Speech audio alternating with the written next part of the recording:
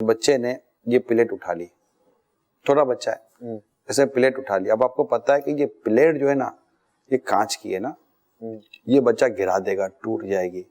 اب آپ جیسے اسے پلیٹ لیتے ہیں نا وہ رونا شروع کر دیتا ہے, ضد شروع کر دیتا ہے. آپ کیا کریں گے؟ اب پلیٹ لیتے ہیں تو یہ روتا ہے, دیتے ہیں تو توڑتا ہے.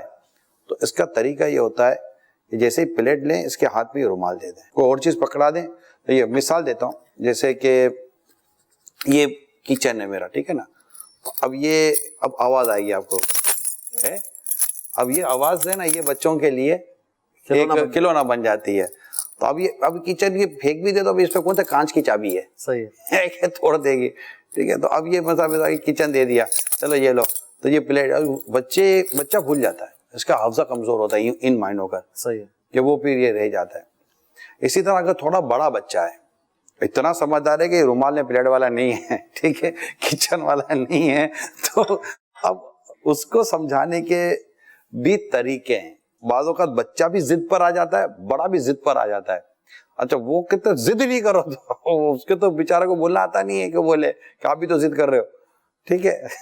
تو اب وہاں جو ہے نا حکمت, دانائی اور دانش مندی, یہ اس کا استعمال ہو اور وہ سچویشن کے مطابق ہی ہونا چاہیے. بعض اوقات بیٹے کی یا اولاد کی باہر پوزیشن بہت اچھی ہوتی ہے, لوگ ان کو بہت اہمیت دے رہے ہوتے ہیں. گھر میں اگر بیٹا یا کوئی بات کر رہا تو تیرے کو سمجھ نہیں پڑے, چپ بیٹھ, تجھے کیا پتا کیا کر رہے ہیں. اب وہ بولے یار باہر دنیا مطلب میرے سے مشورے کرتی ہے, کنسلٹنسی میرے سے لگی ہوئی ہے, میں لاکھوں روپے خالی مشورے دینے کے کما رہا ہوں, میرے بابل تیرے کو سمجھنا پڑے, چپ بیٹھ, تجھے کیا پتا, زندگی گزار دی, بال سفید کر دی. وہ میں نے نہیں کیا تمہارے بال سفید ہو گئے, میں کیا کروں. تو یہ والدین غلطی کر رہے ہیں.